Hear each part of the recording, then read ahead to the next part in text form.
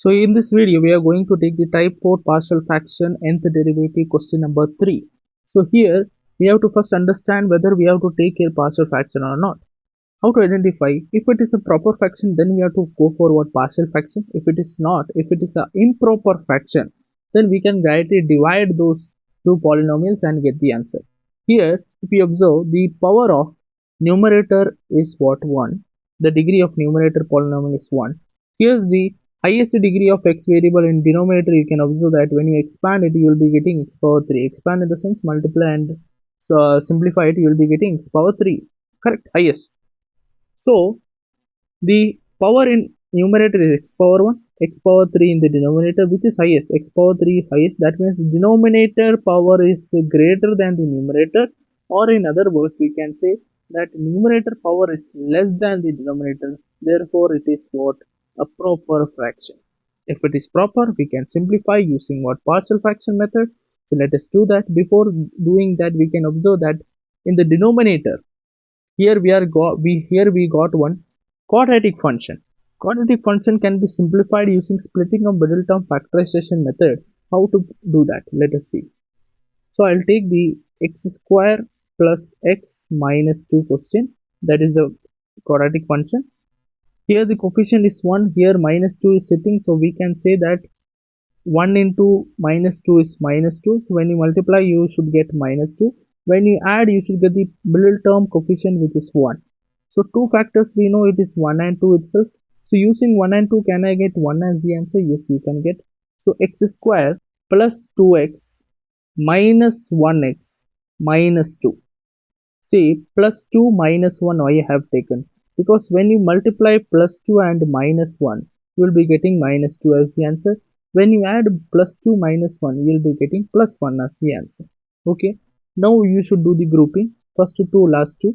Here x is common. What is left out? X plus 2. Here also x plus 2 should be left out. What should be common then? Minus 1 should be taken outside. Right. Now x plus 2 common. Now what is left out? X minus 1. So this particular thing will copy paste over here. So I will take this particular function as x divided by x minus 1. In place of this thing I can write x plus 2 into x minus 1. Simple. Now here always remember, whenever you're getting what? X minus 1 is same. So it is nothing but a repeated factor you have got. Repeated. It is called as what? Repeated factor. So if you're getting repeated factor, you have to consider it like this. So y is equal to x divided by x minus 1 the whole square into x plus 2. Like that you will consider. Because a into a is what? A square. Same concept. Partial fraction. Now we know that whenever numerator something is there, denominator if you are getting x minus a power square, x minus a square, repeated, linear repeated factors, and something else, x minus b you have got. It can be simplified as a by x minus a plus b divided by x minus a whole square. Carefully you have to observe. Plus c divided by this. Anyways, we have done problems x minus b. So here is the thing that repeated factors how to consider. The same concept applies here. So how to analyze this? This can be written equal to. So y is equal to x simplified as a divided by x minus 1 plus b divided by x minus 1 the whole square plus c divided by x plus 2.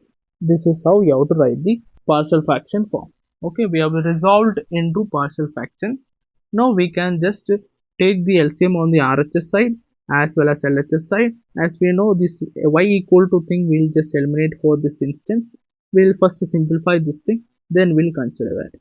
Now how to take the LCM? As we have discussed before, we know that LHS part denominator will be same as RHS part denominator. That means that if you're taking the LCM, be careful, this should be same as this denominator. Okay.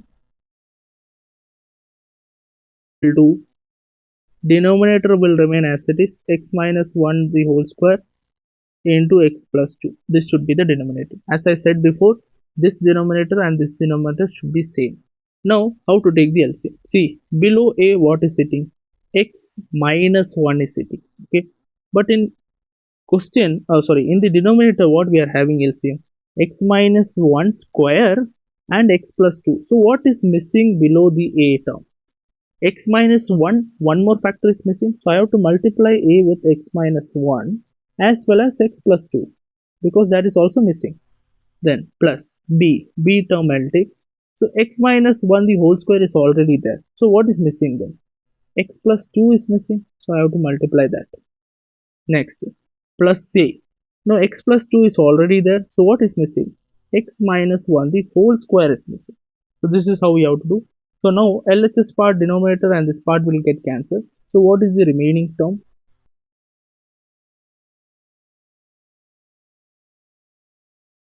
Okay, after writing this, we have solved problems previously, two problems. How we calculated A, B, C values, that constant values, how to calculate. Two methods we are having. One is comparing the coefficients of right hand side and left hand side. Other method, easiest method is by substituting the x values, eliminate two variables, get the other variable. That's it. Okay, whenever there are three variables. Here we can apply some concept. See, x minus 1 is sitting, x minus 1 is sitting. If I put in place of x 1, what will happen? LHS part will become 1 itself because in place of x you have to put 1 equal to this particular a term will become 0. Why? Because 1 minus 1 is what? 0. So this particular thing becomes 0. So entire a function is gone. What about c function? 1 minus 1 is what? 0. So this function is also gone. What is left out? B part. So we can write b into 1 plus 2. That implies what? B 1 plus 2 is 3. So 1 is equal to b into 3. So finally we can say b value is equal to 3 will go there. It will be 1 divided by 3. We got b value. Now what you have to get? We have to get the other two variables also. Let us see what all things are other common things. X plus 2, x plus 2. Common in both. If I substitute x as minus 2, what will happen? So if you substitute x as minus 2, what will happen? This particular a term will be gone because it is minus 2 plus 2 0. B term also gone. What is left out? C term. So LHS part minus 2 equal to RHS part C into minus 2 minus 1 the whole square. That implies minus 2 is equal to minus 2 minus 1 is minus 3 square is plus 9. So C into plus 9. So that implies C value is equal to minus 2 by 9. This is 9. Okay, what is the value left out? Left out value is A. But the thing is that all that common terms we got, everything is done. Now we cannot get by substitution method because the thing is that A, if you put any other value also you won't be getting A. So we have to go by the second method now, which is the comparing the coefficient method. How to compare the coefficient? Let us try to understand that.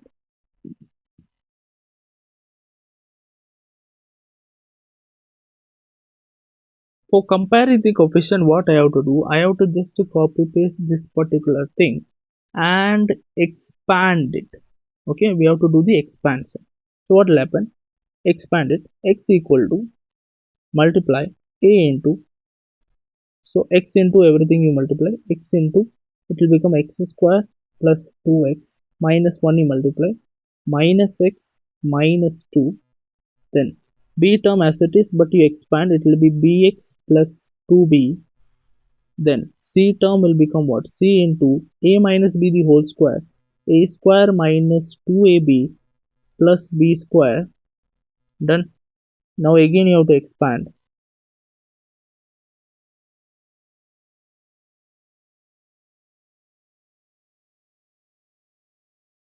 So this is the expansion of this.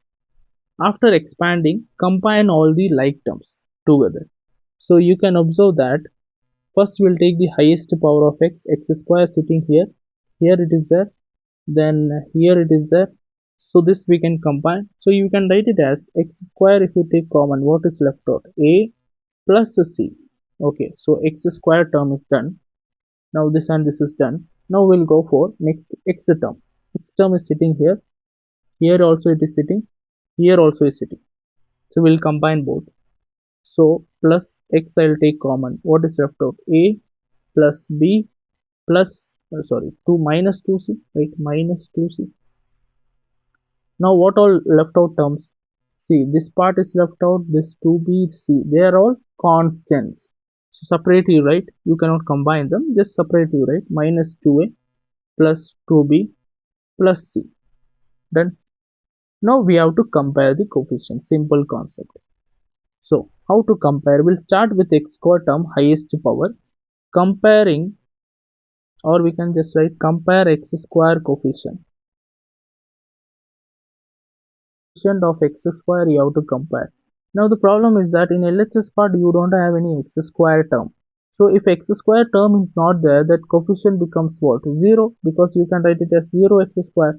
So it will be 0 is equal to only the coefficient you have to compare. What is the coefficient of x square here? A plus c. Done. So that means you got one equation here. Do I have to compare the x coefficient as well? No, no need to compare it. Why we have to not compare? So why we are not taking x and comparing it with? Because the thing is that we got one equation which states a plus c is equal to 0. Simple. Here c value you already got. So c value you already got from substitution method. You have to get only a value. So why you need to compare what x coefficient as well? No need to compare. So directly c value as we got, it is minus 2 by 3. Just substitute x a plus minus 2 by 9. 2 by 9 equal to 0. That implies a value is equal to how much? It will be 2 by 9. Simple concept. A value is done. If we are not getting, so the thing is that what we understood here, we understood the comparing coefficient term also. See, if you don't want to go by what substitution method, then don't need to do this step. You have to do only this particular step. Here what you are going to do, compare x square term, x term, then constant term. You will get three equations. From those three equations you can get the value of a, b, c. But easiest method is by what? Substitution method. But sometimes what happens, like in this problem we didn't get using the substitution method a constant value. That's why we went for what? Comparing the coefficient.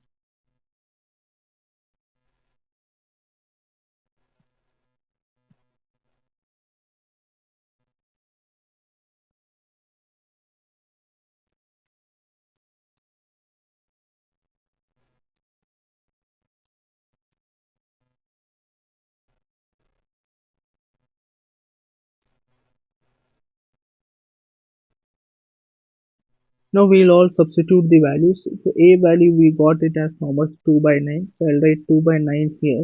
Then I'll write 1 by x minus 1. Okay. Plus b value you got it as how much? 1 by 3. So I write 1 by 3 here. And 1 by x minus 1 the whole square. Plus c value I'll write it over here. C value you got it as minus 2 by 9. And into 1 by x plus 2. Okay. Basically writing in the numerator. Okay, anyways you have to take it outside, that's why I directly written outside this one. Okay, because we are going to take the nth derivative. Now we'll go for nth derivative. So how to write the nth derivative? This is y value. So the nth derivative yn becomes what? 2 by 9 nth derivative of 1 by x minus 1 plus 1 by 3 nth derivative of 1 by x minus 1 the whole square plus, now here minus 2 by 9 is there, right? Minus 2 by 9 nth derivative of 1 by x plus 2. Now here we have to use what the formulas. So let us discuss the formulas first, then we'll go for that. So what formulas we can apply? Now in this particular thing you can apply the formula y is equal to, we have studied 1 by ax plus b. That formula we can apply, right? So what is the answer for that? So yn will be equal to minus 1 power n factorial into a power n divided by ax plus b power n plus 1. This is the formula for this thing. So this particular formula you can apply. So here as well as here you can apply. That is in 1 by ax plus b form. What about this particular thing? It is not in 1 by ax plus b because here one square term has come. So this can be, which formula can be applied there? There you can apply ax plus b power m formula. This formula can be applied. So let us discuss all together. Particular thing, if y is equal to ax plus b power n, now he'll ask me, but it is 1 by this thing. See, this can be rewritten as what? x minus 1 power minus 2, if you take it in the numerator part, it will become minus 2. You know what formula can be applied? So nth derivative of this particular thing is given by what? M into m minus 1 into m minus 2, so on till m into m minus n minus 1 into a power n into ax plus b power n minus n. This is quite lengthy formula. So this particular thing can be applied there. So we'll write yn. So yn is equal to 2 by 9 as it is. Now here, this particular thing, which formula? This formula.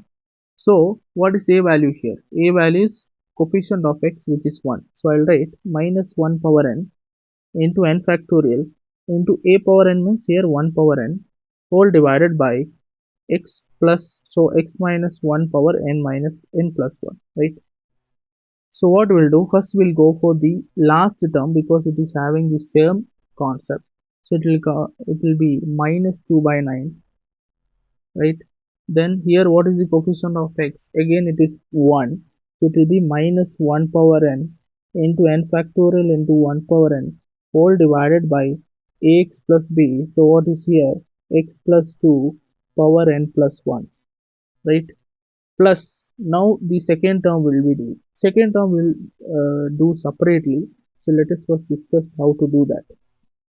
So we have got y value as x minus 1 power minus 2. We have to compare it with what? Compare it with ax plus b power minus, sorry, m, right? The formula is m. Now here while comparing we get that a value is what? 1, b value is how much? Minus 1, and m value is what? Minus 2. So what is the yn formula? We have already discussed. It is m into m minus 1 into m minus 2 into what? M minus n minus 1 into a power n into ax plus b power m minus n. That particular formula will apply. So what will happen? Yn is equal to m minus 2 into minus 2 minus 1 into minus 2 minus 2 into minus 2 minus n minus 1 into a power n, which is 1 power n, into ax plus b means x minus 1 power m minus n. So minus 2 minus n. So the simplified version will be, this part will be how much? Minus 3. This is minus 4. Minus 3 minus 4. When you multiply, it will be minus 2 3s are 6, 6 4s are 24. Minus 24 into minus 2 plus this part, if you take minus n plus 1. So minus 2 plus 1 is what? Minus 1. So you can directly write this part as what?